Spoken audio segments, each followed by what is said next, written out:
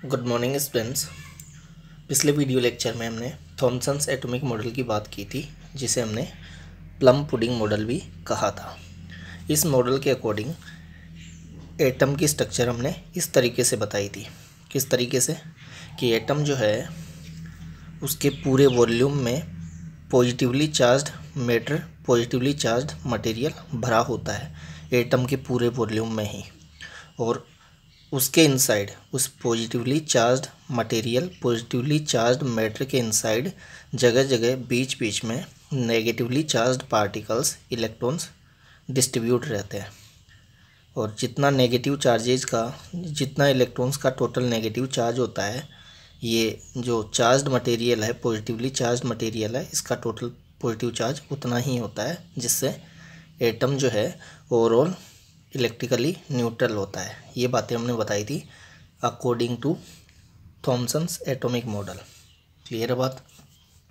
फिर इस मॉडल के हमने ड्रॉबैक्स की बात की थी, और इसका जो सेकंड ड्रॉबैक था वो हम बता रहे थे कि ये जो मॉडल है, अगर हम इस एटॉमिक मॉडल को सही माने, थॉमसन्स एटॉमिक मॉडल के अकॉर्डिंग एटम की स्ट्रक्चर मान के चलें, तो फिर अल्फ़ा पार्टिकल स्कैटरिंग एक्सपेरिमेंट जो कि आज हम देखेंगे, उसके जो रिजल्ट है, उस एक्सपेरिमेंट की जो ऑब्जर्वेशंस है, उनको एक्सप्लेन नहीं कर पाया कौन?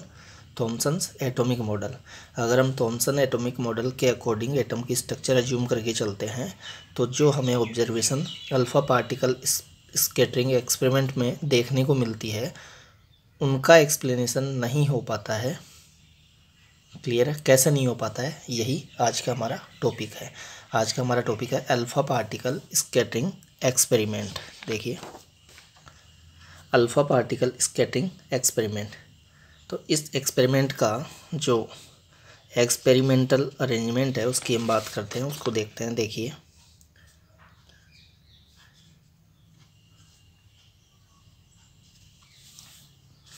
रदरफोर्ड के दो एसोसिएट थे, गाइगर एंड मार्सन। उन्होंने 1909 में अल्फ़ा पार्टिकल स्कैटरिंग एक्सपेरिमेंट किया था रदरफोर्ड की सजेशन पर। तो उसी एक्सपेरिमेंट की हम यहाँ बात करके चल रहे हैं। एक्सपेरिमेंट बहुत सारे किए गए थे, उनमें से हम एक एक्सपेरिमेंट की बात कर रहे हैं, जिसमें एक रेडियो एक्टिव मटेरियल लिया उन्होंने, बिस्मथ। ये रेडियो एक्टिव मटेरियल है Bi83Bi214। देखिए, यहाँ हमने लिख भी रखा है उसका नाम। ये रेडियो एक्टिव मटेरियल है, इसी से हमें अल्फ़ा पार्टिकल मिलेंगे, इसी से हमें अल्फ़ा पार्टिकल मिलेंगे। देखिए, 83Bi214, 83 इसका एटॉमिक नंबर हो गया, 214 हो गया इसके लिए mass number. It means total number of protons plus total number of neutrons, उसी को मास नंबर बोलते हैं। 83 क्या है? नंबर ऑफ प्रोटॉन्स, जो कि एटॉमिक नंबर है। जितना एटॉमिक नंबर होता है किसी एटम के लिए, उतने ही उसके न्यूक्लियस में प्रोटॉन्स पाए जाते हैं। फिर न्यूट्रॉन्स अगर हमें निकालने हो कि कितने न्यूट्रॉन्स है उस न्यूक्लियस में, तो मास नंबर में से ये एटॉमिक नंबर हम सब्ट्रैक्ट कर देते हैं। इट मीन्स 214 माइनस 83, तो वो जो हमें मिलेगा वो नंबर ऑफ न्यूट्रॉन्स मिल जाएगा। क्लियर बात। तो देखिए, इस एक्सपेरिमेंट में गाइगर एंड मार्सन ने, जो कि एसोसिएट थे किसके? रदरफोर्ड के, जो कि एक्सपेरिमेंट कर रहे हैं रदरफोर्ड की सजेशन पर, अल्फ़ा पार्टिकल स्कैटरिंग एक्सपेरिमेंट। तो इसमें हमें अल्फ़ा पार्टिकल चाहिए होंगे। अल्फ़ा पार्टिकल कहाँ से लाएंगे हम? अल्फ़ा पार्टिकल इमिट करेगा ये रेडियो एक्टिव सबस्टेंस, ये रेडियो एक्टिव एलिमेंट जो है, ये अल्फ़ा पार्टिकल इमिट करता है। अल्फ़ा पार्टिकल बेसिकली होती क्या है? अल्फ़ा पार्टिकल हीलियम न्यूक्लियस होते हैं। देखिए, मैं अल्फ़ा पार्टिकल का आइडिया दे देता हूँ आपको।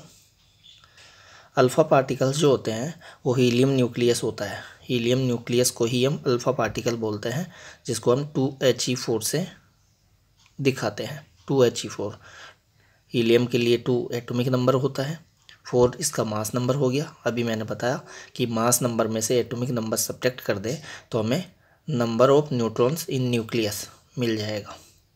तो इस न्यूक्लियस में, हीलियम न्यूक्लियस में कितने न्यूट्रॉन्स हुए? 4 माइनस 2, 2 न्यूट्रॉन है इसमें, 2 न्यूट्रॉन है, 2 न्यूट्रॉन है। प्रोटॉन कितने हैं? 2 ही प्रोटॉन है, क्योंकि जितना एटॉमिक नंबर होता है न्यूक्लियस में उतने ही प्रोटॉन होते हैं, तो 2 तो इसमें प्रोटॉन है, 4 माइनस 2 इसमें, 4 माइनस 2 इसमें न्यूट्रॉन्स है। क्लियर है बात। तो ये 2 + 2 ही हुआ है 4। It means protons plus neutrons is equal to mass number, number of protons plus number of neutrons is equal to mass number of the nucleus. Clear है, यही बात हमने यहाँ बता रखी है। तो atomic number 2, it means proton इसमें 2 है, फिर न्यूट्रॉन हमने निकाल ही लिए हैं 4 - 2 करके, इस तरीके से। अब देखिए अल्फ़ा पार्टिकल के मास की बात करते हैं, चार्ज की बात करते हैं। तो देखिए अल्फ़ा पार्टिकल का चार्ज कितना होगा। अभी मैंने कहा कि अल्फ़ा पार्टिकल हम हीलियम न्यूक्लियस को ही बोल के चल रहे हैं। हीलियम न्यूक्लियस में हमने क्या बताया, हीलियम न्यूक्लियस में हमने 2 तो बताया है न्यूट्रॉन, 2 तो न्यूट्रॉन और 2 बताए इसमें प्रोटॉन। इसमें 4 पार्टिकल्स हो गए, 4 पार्टिकल्स हो गए। तो इन 4 पार्टिकल्स का जो मास है वही टोटल मास होगा अल्फ़ा पार्टिकल का। इसी तरीके से बताएंगे हम, अप्रोक्स उतना ही मास होगा। इन चारों पार्टिकल्स के मास को ऐड कर दीजिए तो हमें हीलियम पार्टिकल का अप्रोक्स मास मिल जाएगा। चार्ज बताएंगे तो देखिए न्यूट्रॉन पर कोई चार्ज होता नहीं है, प्रोटॉन पर चार्ज प्लस ई होता है। एक प्रोटॉन पर चार्ज प्लस ई, तो 2 प्रोटॉन है तो कितना होगा +2e। तो हमने यहाँ चार्ज ऑफ अल्फ़ा पार्टिकल बताया भी है। देखिए Q alpha is equal to 2qp। 2 इसलिए क्योंकि 2 प्रोटॉन है इसमें, एक प्रोटॉन का चार्ज है qp, तो 2 प्रोटॉन्स का चार्ज होगा 2qp प्लस 2 न्यूट्रॉन है इसमें, तो एक न्यूट्रॉन की चार्ज को हमने qn बोला है, तो 2 न्यूट्रॉन की चार्ज हो गया 2qn। लेकिन हम जानते हैं न्यूट्रॉन का चार्ज कितना होता है, 0 होता है। इट मीन्स न्यूक्लियस के चार्ज में न्यूट्रॉन का कोई कंट्रीब्यूशन नहीं होता है। न्यूक्लियस का जो चार्ज होगा उसमें जितने प्रोटॉन्स है उनके चार्ज के एल्जेब्रिक सम के इक्वल होगा। क्लियर बात। तो देखिए एक प्रोटॉन का चार्ज +e, तो 2 प्रोटॉन्स का चार्ज +2e। तो इस तरीके से हमने अल्फ़ा पार्टिकल का चार्ज बताया +2e। ये पॉजिटिवली चार्ज पार्टिकल होता है। अल्फ़ा पार्टिकल जो है वो पॉजिटिवली चार्ज पार्टिकल होता है और इस पर चार्ज होता है प्रोटॉन के चार्ज का दुगुना। प्रोटॉन के चार्ज का दुगुना है इस पर चार्ज, किस पर, अल्फ़ा पार्टिकल पर। ध्यान रखना है आपको, Q alpha is equal to +2e। E का वैल्यू आप जानते ही हैं 1.6 × 10⁻⁻19 कूलम।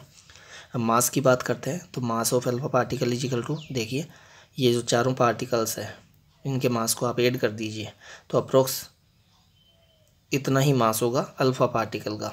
आगे हम न्यूक्लियस चैप्टर में बात करके चलेंगे कि हम इन पार्टिकल्स के मास को ऐड कर देते हैं तो उससे थोड़ा कम आता है न्यूक्लियस का मास, उससे थोड़ा कम आता है, लेकिन हम अप्रोक्स बोल के चल सकते हैं। यहाँ पर यहाँ अप्रोक्स आप लगा सकते हैं।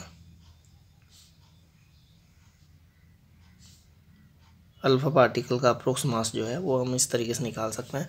तो देखिए इसमें 2 प्रोटॉन थे, एक प्रोटॉन का मास mp, तो 2 प्रोटॉन्स का मास हो गया 2mp। फिर 2 न्यूट्रॉन है इसमें, एक न्यूट्रॉन का मास mn, तो 2 न्यूट्रॉन्स का मास हो गया 2mn। तो इन चारों पार्टिकल्स के मास को अगर हम ऐड कर दें तो हमें अप्रोक्स मास मिल जाएगा किसका, अल्फ़ा पार्टिकल का। अब देखिए न्यूट्रॉन का एंड प्रोटॉन का जो मास है वो अप्रोक्स इक्वल होता है। प्रोटॉन का मास अप्रोक्स उतना ही होता है जितना न्यूट्रॉन का होता है। वैसे देखा जाए तो न्यूट्रॉन का मास थोड़ा सा ज़्यादा होता है किससे, प्रोटॉन से। प्रोटॉन के मास से थोड़ा सा ज़्यादा होता है न्यूट्रॉन का मास, लेकिन इनके मासेज अप्रोक्स इक्वल ही होते हैं। तो मैं mn के प्लेस पे mp पुट कर दूँ यहाँ, तो 2mp तो था ही, ये 2mn, mn के प्लेस पे mp, तो ये 4mp हो गया। तो देखिए अल्फ़ा पार्टिकल का मास प्रोटॉन के मास का 4 टाइम्स है। चार्ज था प्रोटॉन के मास का 2 टाइम्स, मास है प्रोटॉन के मास का 4 टाइम्स। तो ये आपको ध्यान रखना है। अल्फ़ा पार्टिकल का आपको मास पता होना चाहिए, उसका चार्ज पता होना चाहिए, वो पॉजिटिवली चार्ज पार्टिकल है ये पता होना चाहिए। क्लियर है बात। अभी इस एक्सपेरिमेंट में हम गोल्ड के न्यूक्लियस पर बॉम्बार्डिंग करवाएंगे किसकी, अल्फ़ा पार्टिकल्स की। तो गोल्ड न्यूक्लियस जो है उसका भी चार्ज क्या होगा, पॉजिटिव, क्योंकि किसी भी न्यूक्लियस का तो चार्ज पॉजिटिव ही होता है। तो गोल्ड न्यूक्लियस की ओर भेजा जाएगा किसको, अल्फ़ा पार्टिकल्स को। तो अल्फ़ा पार्टिकल भी पॉजिटिवली चार्ज, न्यूक्लियस जो है वो भी पॉजिटिवली चार्ज, तो दोनों में क्या देखने को मिलेगा, रिपल्सन देखने को मिलेगा। उसी रिपल्सन के कारण इस एक्सपेरिमेंट में स्कैटरिंग होगी। स्कैटरिंग वर्ड का मीनिंग है कि अल्फ़ा पार्टिकल जो है वो अपने ओरिजिनल पाथ से डेविएट हो जाएंगे, अपने ओरिजिनल पाथ के अबाउट इधर उधर डेविएट हो जाएंगे, इधर उधर स्कैटर हो जाएंगे, इधर उधर मुड़ जाएंगे, बिखर जाएंगे इधर उधर। अब वो कितने एंगल से अपने ओरिजिनल पाथ के रेस्पेक्ट में डेविएट होते हैं इधर उधर, उस एंगल को हम बोलते हैं एंगल ऑफ डेविएशन और स्कैटरिंग एंगल। आप उसको ध्यान रखिए, scattering angle theta, scattering angle theta. देखिए एक्सपेरिमेंटल अरेंजमेंट पे चलते हैं, वहीं से हमें समझ आएगा। यहाँ अभी मैंने अल्फ़ा पार्टिकल का आपको आइडिया दिया है, क्योंकि अल्फ़ा पार्टिकल्स की ही बॉम्बार्डिंग करवाई जाएगी इस एक्सपेरिमेंट में। किस पर? थिन गोल्ड फॉयल पर। गोल्ड फॉयल का मतलब हो गया सोने की एक पतली पन्नी है, ये स्वर्ण पत्र है, सोने का एक पतला पत्र है, बिल्कुल बारीक। जैसे पेज होता है अपने पास में, उस पेज की थिकनेस बहुत कम होती है, ऐसे ही सोने की एक बिल्कुल पतली पन्नी ले ली है। उसकी थिकनेस कितनी है? उसकी थिकनेस है 2.1 इंटू 10⁻⁷ मीटर। देखिए बताई भी है हमने, वो जो थिन गोल्ड फॉयल लेके चल रहे हैं हम, उसकी थिकनेस है 2.1 इंटू 10⁻⁷ मीटर। एटम का साइज हम कितना बता के चलते हैं? एटम का साइज 10⁻⁻10 मीटर के ऑर्डर का बता के चलता है। तो देखिए ये एटम के साइज से थोड़ी सी ही बड़ी साइज है। इट मीन्स ये जो गोल्ड फॉयल हम लेके चल रहे हैं, सोने की जो पतली पन्नी लेके चल रहे हैं, पतला स्वर्ण पत्र लेके चल रहे हैं, उसकी जो थिकनेस है, उसकी जो मोटाई है, वो एटम की जो मोटाई होती है, एटम की जो साइज होती है 10⁻⁻10 मीटर, उससे थोड़ी ही ज़्यादा है, थोड़ी ही ज़्यादा है। इतना बारीक लिया है वो स्वर्ण पत्र, वो गोल्ड फॉयल। गोल्ड फॉयल को हिंदी में बोलते हैं स्वर्ण पत्र, पतला स्वर्ण पत्र। क्लियर बात? अब इस पतले स्वर्ण पत्र पर, इस थिन गोल्ड फॉयल पर, जो कि यहाँ रखा हुआ है, ये देखिए ये वाली जो है, ये आपको लाइन दिख रही है, एक्चुअली लाइन नहीं है, ये इस तरीके से इस तरीके से रखा हुआ थिन गोल्ड फॉयल है। अब इस थिन गोल्ड फॉयल पर बॉम्बार्डिंग करवाई जाएगी अल्फ़ा पार्टिकल्स की। तो अल्फ़ा पार्टिकल्स कहाँ से लाएंगे हम? अल्फ़ा पार्टिकल्स के लिए हमने ये एक रेडियो एक्टिव सब्सटेंस लिया है, अभी मैंने बताया था 83 बिस्मथ 214। तो वो जो बिस्मथ है वो रेडियो एक्टिव मटेरियल होता है, रेडियो एक्टिव सब्सटेंस होता है, अल्फ़ा पार्टिकल्स इमिट करता है वो। तो ये अल्फ़ा पार्टिकल देखिए सभी डायरेक्शंस में इमिट हो रहे हैं यहाँ पर। इसको हमने लेड बॉक्स में लिया है, लेड ब्लॉक में लिया है, लेड के ब्लॉक में हमने इस रेडियो एक्टिव सोर्स को लिया है। किसका सोर्स है ये? अल्फ़ा पार्टिकल्स का सोर्स है, बिस्मथ है ये। क्लियर है? तो ये जो अल्फ़ा पार्टिकल्स है, इनके बाहर निकलने के लिए यहाँ हमने ये देखिए यहाँ एक एपरेचर लिया है छोटा सा, ये एपरेचर से निकल कर, ये अल्फ़ा पार्टिकल एपरेचर से निकल कर यहाँ आएंगे, फिर इनको कोलिमेट किया जाएगा लेड ब्रिक्स की हेल्प से। लेड ब्रिक्स जो है, लेड की ईंटें, लेड जो होता है वो पीबी होता है, पीबी। तो पीबी की जो ईंटें हैं, ब्रिक्स यानी ईंट होती है, ब्लॉक समझ लीजिए। पीबी के जो ब्लॉक्स हैं उनके बीच का ये जो नेरो स्पेस है, इस नेरो स्पेस से पास करवाते हुए इन अल्फ़ा पार्टिकल्स को कोलिमेट किया जाता है। इट मीन्स अल्फ़ा पार्टिकल्स को बीम की फॉर्म में, एक नेरो बीम की फॉर्म में लिया जाता है। ये नेरो बीम बन जाती है इन अल्फ़ा पार्टिकल्स की। फिर इस नेरो बीम को यहाँ पर स्ट्राइक करवाई जाता है, यहाँ पर उसकी बॉम्बार्डिंग करवाई जाती है। किस पर? थिन गोल्ड फॉयल पर। तो ये नेरो बीम, अल्फ़ा पार्टिकल्स की नेरो बीम, जिसमें अल्फ़ा पार्टिकल एक दूसरे के पैरेलल चल रहे हैं, लेकिन इस बीम की स्प्रेडिंग जो है वो बहुत कम है, फैलाव जो है वो बहुत कम है। ये बीम की फॉर्म में है, ये रे की फॉर्म में है। ये थिन गोल्ड फॉयल पर आकर जब स्ट्राइक करती है तो यहाँ से थिन गोल्ड फॉयल, अब देखिए गोल्ड फॉयल जो है वो गोल्ड एटम्स है इसमें, और हर एटम में अपना न्यूक्लियस है, और न्यूक्लियस पर कौन सा चार्ज होता है?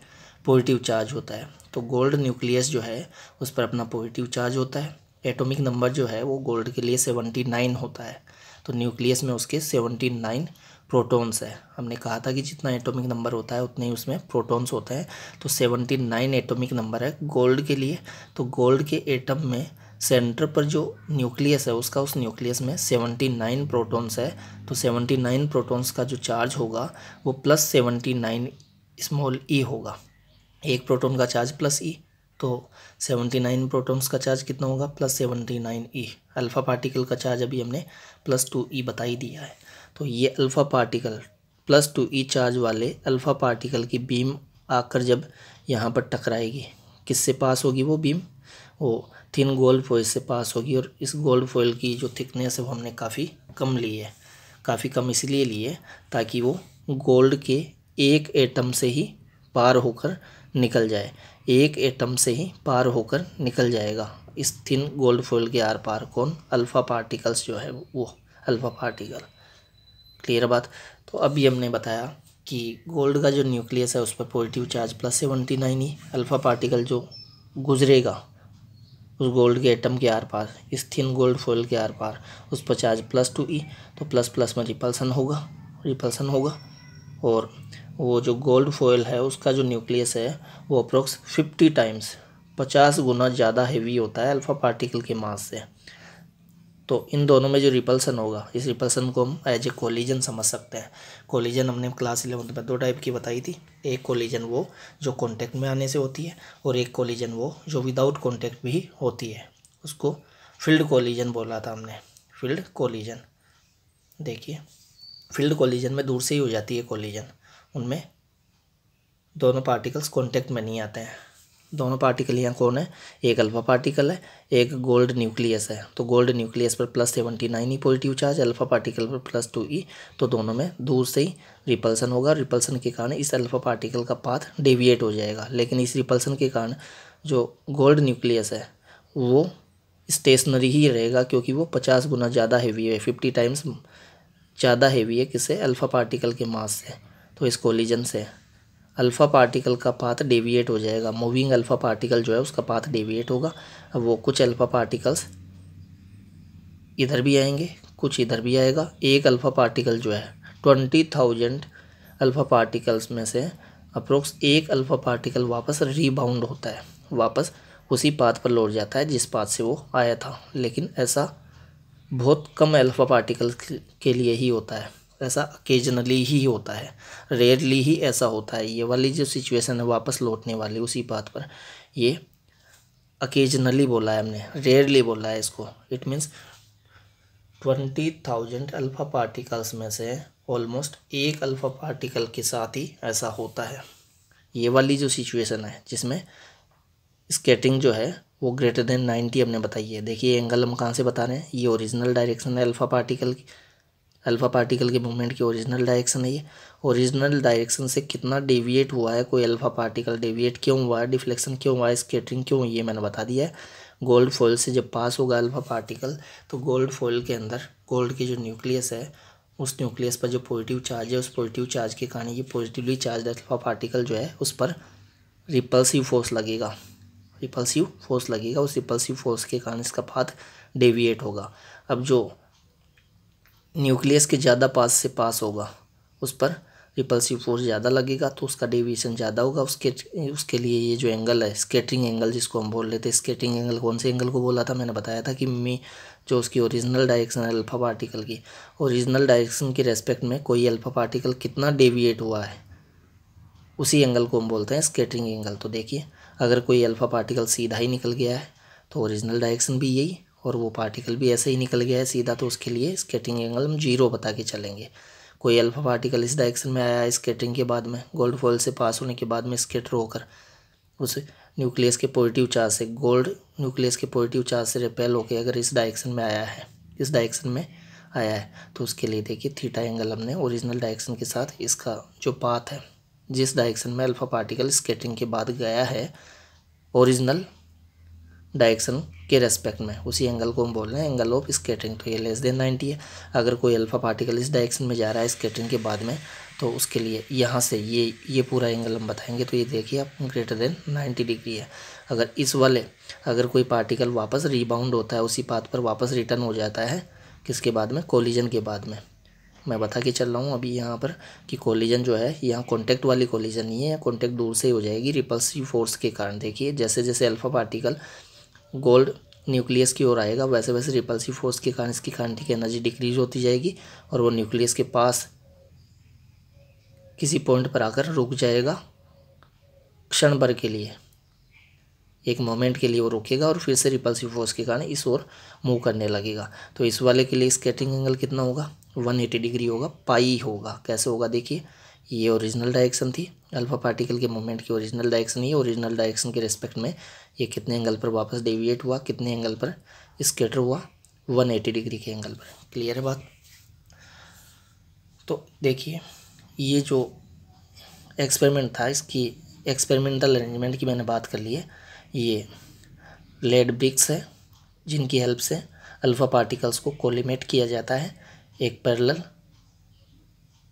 बीम की फॉर्म में इनको अरेंज किया जाता है। अल्फ़ा पार्टिकल्स को पैरेलल बीम बनाई जाती है इनकी, फिर पैरेलल बीम भी की बॉम्बार्डिंग की जाती है थिन गोल्ड फॉइल पर, और बॉम्बार्डिंग के बाद में अल्फ़ा पार्टिकल्स जो है वो डेविएट होते हैं, स्कैटर होते हैं अलग अलग डायरेक्शंस में। अब किस डायरेक्शन में कितने अल्फ़ा पार्टिकल डेविएट होके गए हैं, देखिए इस डायरेक्शन में ज़्यादा गए हैं कि इस डायरेक्शन में गए हैं कि इस डायरेक्शन में गए हैं कि इस डायरेक्शन में गए हैं कि इस डायरेक्शन में गए हैं, किस डायरेक्शन में कितने अल्फ़ा पार्टिकल्स गए हैं, ये हमें कैसे पता चलेगा, ये हमें कैसे पता चलेगा। डायरेक्शन का मीनिंग यहाँ स्कैटरिंग एंगल से है, किस स्कैटरिंग एंगल पर कितने अल्फ़ा पार्टिकल्स गए हैं। तो देखिए ऑब्जर्वेशन देखते हैं इस अल्फ़ा पार्टिकल स्कैटरिंग एक्सपेरिमेंट की ऑब्जर्वेशन देखते हैं। तो रदरफोर्ड ने ये देखा कि मैक्सिमम अल्फ़ा पार्टिकल्स जो है वो सीधे ही निकल जाते हैं इस थिन गोल्ड फॉइल को पार करके, इसको पार करके मैक्सिमम अल्फ़ा पार्टिकल्स सीधे ही निकल जाते हैं। लेकिन कुछ अल्फ़ा पार्टिकल्स जो होते हैं उनका डेविएशन देखिए लेस देन 90 भी हमने बताया, कुछ अल्फ़ा पार्टिकल्स इधर भी जाते हैं लेकिन मैक्सिमम सीधे निकले, उनसे कम इस ओर भी डेविएट होंगे, फिर और कम होंगे डेविएट इस ओर। 90 डिग्री से ज़्यादा स्कैटरिंग एंगल पर डेविएशन बहुत कम अल्फ़ा पार्टिकल्स का होगा। फिर 180 डिग्री पर डेविएशन तो ऑलमोस्ट होगा ही नहीं, अकेजनली ही ऐसा होगा, अकेजनली ही, रेयरली ही ऐसा होगा। ये मैंने बताया 20,000 अल्फ़ा पार्टिकल्स में से किसी एक अल्फ़ा पार्टिकल के लिए ये होगा, और 8,000 अल्फ़ा पार्टिकल्स में से किसी एक अल्फ़ा पार्टिकल के लिए हम ये बता के चलेंगे, ये बता के चलेंगे ग्रेटर देन 90 वाला केस। क्लियर बात। देखिए आप यूँ समझ सकते हैं मैक्सिमम अल्फ़ा पार्टिकल सीधे पार हो गए हैं थिन गोल्ड फॉइल से, उनके लिए स्कैटरिंग एंगल जो है वो 0 डिग्री के आसपास है, 0 डिग्री के आसपास है। फिर 1 डिग्री से ज़्यादा स्कैटरिंग, देखिए हमने बताया कि 1 डिग्री से ज़्यादा स्कैटरिंग एंगल 0.14% अल्फ़ा पार्टिकल्स के लिए ही होगा। केवल 0.14 अल्फ़ा पार्टिकल्स ही 1 डिग्री से ज़्यादा स्कैटरिंग एंगल पर स्कैटर होंगे। 100 माइनस 0.14 वो कितना आएगा, 99.86% अल्फ़ा पार्टिकल्स तो सीधे ही निकल जाते हैं। इट मीन्स उनके लिए scattering angle less than 1 degree होता है। लेस देन 1 डिग्री का मीनिंग यही हुआ कि उनके लिए डेविएशन बहुत कम हुआ है, वो बहुत कम डेविएट हुए हैं, वो बहुत कम डेविएट हुए हैं। 1 डिग्री से ज़्यादा डेविएशन केवल इतने परसेंट इंसिडेंट अल्फ़ा पार्टिकल्स जो है कि उनके इतने परसेंट का ही डेविएशन 1 डिग्री से ज़्यादा 1 डिग्री से ज़्यादा देखने को मिलेगा। क्लियर बात। 8,000 में किसी एक अल्फ़ा पार्टिकल के लिए हम ये वाली सिचुएशन बता के चल रहे हैं, ग्रेटर देन 90 डिग्री वाली, ये वाली हम बता के चल रहे हैं कि ऐसा तो रेयरली ही होता है, अकेजनली ही होता है। तो ये ऑब्जर्वेशन थे किसके, अल्फ़ा पार्टिकल स्कैटरिंग एक्सपेरिमेंट की। क्या क्या ऑब्जर्वेशन है देखिए, most of the alpha particles pass straight through the gold foil और सफ़र ओनली स्मॉल डिफ्लेक्शन, ये वाली situation. Only about 0.14% of the incident alpha particles scatter by more than 1 degree, बता दी हमने बात। A few alpha particles about 1 in 8,000 get deflected through 90 degree और more, ये वाली सिचुएशन। ये 8,000 अल्फ़ा पार्टिकल्स में से किसी एक अल्फ़ा पार्टिकल के लिए होगी। अगर 8,000 अल्फ़ा पार्टिकल आप यहाँ इंसिडेंट करवाते हैं तो 8,000 में से कोई एक अल्फ़ा पार्टिकल इधर जाता है। 20,000 अल्फ़ा पार्टिकल यहाँ इंसिडेंट करवाते हैं तो 20,000 में से कोई एक अल्फ़ा पार्टिकल के लिए ही हमें ये वाला केस देखने को मिलता है, रीबाउंड वाला। क्लियर बात। मैक्सिमम अल्फ़ा पार्टिकल सीधे ही जाएंगे। तो ये ऑब्जर्वेशन थी किसकी, अल्फ़ा पार्टिकल स्कैटरिंग एक्सपेरिमेंट की। अब देखिए, अभी हम यहाँ बात करके चल रहे थे कि गोल्ड फॉइल जो है उसमें गोल्ड के एटम्स है, और एटम के अंदर उसका जो पॉजिटिव चार्ज है वो अगर पूरे वॉल्यूम में, एटम के पूरे वॉल्यूम में हम यूनिफॉर्मली डिस्ट्रीब्यूट माने, कैसा, जैसा कि थॉमसन ने बताया था। थॉमसन ने अपने एटॉमिक मॉडल में, देखिए थॉमसन ने अपने एटॉमिक मॉडल में एटम की स्ट्रक्चर इस तरीके से बताई थी कि एटम के इनसाइड उसके पूरे वॉल्यूम में ही पॉजिटिव चार्ज यूनिफॉर्मली डिस्ट्रीब्यूट होता है। अगर हम इस तरीके से पॉजिटिव चार्ज का डिस्ट्रीब्यूशन माने एटम के अंदर, गोल्ड फॉइल में गोल्ड के एटम्स है, ये जो गोल्ड फॉइल है इसमें गोल्ड के बहुत सारे एटम्स है, और गोल्ड के एटम में अगर पॉजिटिव चार्ज का डिस्ट्रीब्यूशन हम पूरे वॉल्यूम में मानेंगे तो फिर ऐसी सिचुएशन कैसे देखने को मिलेगी हमें। देखिए मैक्सिमम सीधे निकले हैं, 8000 में से कोई एक अल्फ़ा पार्टिकल 90 डिग्री से ज़्यादा स्कैटरिंग एंगल पर स्कैटर हुआ है। रेयरली ही, अकेजनली ही ऐसा देखने को मिला है हमें। Theta is equal to 180 degree, it means rebound जो होते हैं वो बहुत कम होते हैं। तो ऐसा देखने को क्यों मिला, ऐसा देखने को तभी मिल सकता है, देखिए हमने कहा कि 20,000 अल्फ़ा पार्टिकल्स में से एक ही अल्फ़ा पार्टिकल जो है उस पर इतना स्ट्रॉन्ग रिपल्सिव फोर्स लगेगा गोल्ड एटम के अंदर जो पॉजिटिव चार्ज है उसके कारण, गोल्ड एटम के इनसाइड जो पॉजिटिव चार्ज है उसके कारण इतना स्ट्रॉन्ग रिपल्सिव फोर्स लगेगा 20,000 में से किसी एक अल्फ़ा पार्टिकल पर केवल, कि वो वापस उसी पाथ पर रिटर्न हो जाएगा जिस पाथ से वो आया था। तो ऐसा 20,000 में से किसी एक अल्फ़ा पार्टिकल के लिए ही है। अगर पूरे वॉल्यूम में ही पॉजिटिव चार्ज डिस्ट्रीब्यूट होता है, एटम के पूरे वॉल्यूम में ही, गोल्ड एटम के पूरे वॉल्यूम में ही अगर पॉजिटिव चार्ज डिस्ट्रीब्यूट होता तो फिर 20,000 में से किसी एक अल्फ़ा पार्टिकल के साथ ही ऐसा थोड़ा ना होता।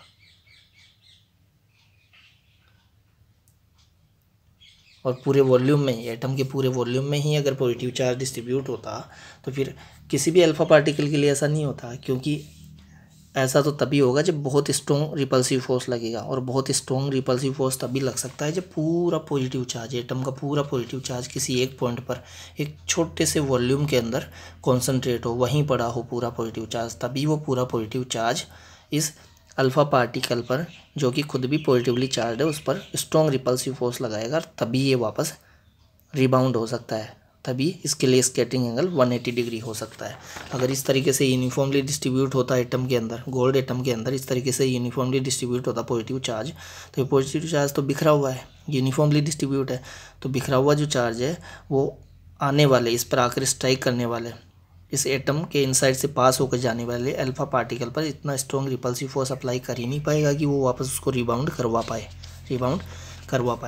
रिबाउंड तभी हो पाएगा जब एटम का पूरा पॉजिटिव चार्ज किसी छोटे से वॉल्यूम, एटम के इनसाइड किसी छोटे से वॉल्यूम में कॉन्सेंट्रेट हो। उस छोटे से वॉल्यूम को ही यहाँ रदरफोर्ड ने फिर न्यूक्लियस नाम दिया है, और रदरफोर्ड ने कहा है अपने एटॉमिक मॉडल में कि एटम का पूरा जो पॉजिटिव चार्ज है वो पूरे एटम में यूनिफॉर्मली डिस्ट्रीब्यूट नहीं है, जैसा कि थॉमसन ने बोला है अपने मॉडल में।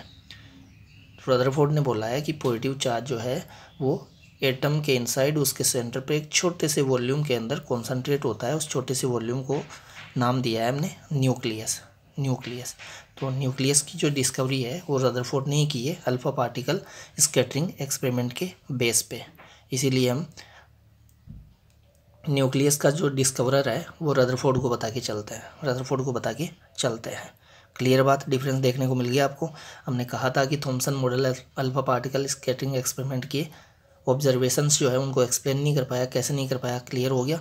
अगर थॉमसन के अकॉर्डिंग हम मॉडल मान के चलें तो उसमें पॉजिटिव चार्ज, हमें एटम के अंदर पॉजिटिव चार्ज यूनिफॉर्मली डिस्ट्रीब्यूट लेना पड़ेगा, तो फिर वो यूनिफॉर्मली डिस्ट्रीब्यूटेड जो चार्ज है वो कैसे रिबाउंड करा पाएगा इस अल्फ़ा पार्टिकल को, वो रिबाउंड नहीं कर पाएगा।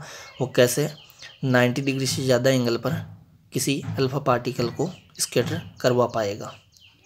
क्लियर बात, वो बात हमने यहाँ बताई भी है, वीडियो को पॉज करके आप रीड कर सकते हैं। क्लियर है। तो ये ऑब्जर्वेशंस ऑफ अल्फ़ा पार्टिकल्स की बात की है हमने, अल्फ़ा पार्टिकल स्कैटरिंग एक्सपेरिमेंट के जो ऑब्जर्वेशंस देखने को मिले थे उनकी हमने बात की है। अब देखिए यहाँ पता कैसे चलेगा, ये अल्फ़ा पार्टिकल्स आते हुए दिखेंगे नहीं कि इस डायरेक्शन में कितना है, इस डायरेक्शन में कितना है। इनको देखने के लिए, ये अल्फ़ा पार्टिकल्स तो दिखेंगे नहीं आँख से, तो इनको देखने के लिए यहाँ पर एक रोटेटेबल डिटेक्टर है ये। इस डिटेक्टर में एक तो जिंक सल्फाइड की स्क्रीन होती है। जिंक सल्फाइड एक ऐसा मटेरियल है जिस पर आकर जब अल्फ़ा पार्टिकल स्ट्राइक करते हैं तो वहाँ टाइनी फ्लैशेज प्रोड्यूस होती है, टाइनी ग्लो प्रोड्यूस होती है, चमक उत्पन्न होती है। उस चमक को देखा जा सकता है माइक्रोस्कोप में। वो जो रोटेटेबल डिटेक्टर होता है उसमें माइक्रोस्कोप भी होता है, जिंक सल्फाइड की स्क्रीन होती है। जिंक सल्फाइड की स्क्रीन पर जब आकर ये स्ट्राइक करते हैं अल्फ़ा पार्टिकल्स तो टाइनी फ्लैशेज, टाइनी ग्लो देखने को मिलता है। वो टाइनी ग्लो भी हमें किससे दिखेगा, माइक्रोस्कोप से दिखेगा। और ये जो रोटेटेबल डिटेक्टर है इसको रोटेट किया जा सकता है इधर। तो अगर हमें इस डायरेक्शन में कितने अल्फ़ा पार्टिकल आ रहे हैं वो देखना है तो इसको रोटेट करवा के यहाँ ले आइए। फिर यहाँ पर वो चमक देख लीजिए, ग्लो देख लीजिए। तो जिस डायरेक्शन में ग्लो आपको ज़्यादा देखने को मिलेगी, जिस एंगल थीटा के लिए ग्लो ज़्यादा देखने को मिलेगी, उस डायरेक्शन में ज़्यादा अल्फ़ा पार्टिकल्स आएंगे। जहाँ कम देखने को मिलेगी वहाँ कम आएंगे। तो ये इस तरीके से इधर चारों तरफ रोटेट करवाया जा सकता है। तो इसी की हेल्प से पता चला था कि किस डायरेक्शन में किस एंगल पर कितने अल्फ़ा पार्टिकल्स स्कैटर होकर आते हैं। क्लियर है बात। रोटेटेबल डिटेक्टर जिसमें जिंक सल्फाइड की स्क्रीन है, माइक्रोस्कोप है और चमक की फॉर्म में, ग्लो की फॉर्म में हमें अल्फ़ा पार्टिकल्स का नंबर देखने को मिलता है। जिस डायरेक्शन में ज़्यादा चमक होगी उस डायरेक्शन में ज़्यादा अल्फ़ा पार्टिकल्स जाएंगे। इस तरीके से पता लगाया जाएगा कि किस डायरेक्शन में कितने अल्फ़ा पार्टिकल्स आ रहे हैं। क्लियर बात। तो जब इस रोटेटेबल डिटेक्टर को यहाँ लेकर आए तो यहाँ पर 1 डिग्री से कम स्कैटरिंग एंगल के लिए हमें मैक्सिमम अल्फ़ा पार्टिकल्स मिले। मैक्सिमम चमक जो है वो यहीं मिली 1 डिग्री से कम स्कैटरिंग एंगल के लिए। फिर जैसे जैसे हम इधर ले जाते गए उस रोटेटेबल डिटेक्टर को, वैसे वैसे ये ग्लो कम होती गई, कम होती गई, कम होती गई, कम होती गई, कम होती गई, इधर नेग्लिजिबल होगी इस तरीके से। क्लियर बात। तो अल्फ़ा पार्टिकल्स नहीं दिखेंगे। अल्फ़ा पार्टिकल्स स्ट्राइक करेंगे जब जिंक सल्फाइड की स्क्रीन पर तो वहाँ टाइनी ग्लो प्रोड्यूस होगी। वो टाइनी ग्लो भी हमें आँख से नहीं दिखेगी, माइक्रोस्कोप से हमें उसको देखना पड़ेगा। अब देखिए यहाँ पर हम ये बता के चल रहे हैं कि अल्फ़ा पार्टिकल स्कैटरिंग एक्सपेरिमेंट की जो ऑब्जर्वेशंस थी उनके बेस पे रदरफोर्ड ने क्या कंक्लूड किया, क्या कंक्लूजन निकाले, क्या निष्कर्ष निकाले, उसने क्या निष्कर्ष निकाले। अब तक हमने क्या देखा है, अल्फ़ा पार्टिकल स्कैटरिंग एक्सपेरिमेंट देखा है। इससे आगे का पार्ट हम नेक्स्ट वीडियो लेक्चर में डिस्कस करेंगे। एक वीडियो लेक्चर में ये पूरा टॉपिक कंप्लीट नहीं हो पाएगा क्योंकि वीडियो की टाइम लिमिट जो है वो इतनी ही है। तो अब तक हमने क्या देखा, देखिए टॉपिक चल रहा था हमारा alpha particle scattering experiment, alpha particle scattering experiment.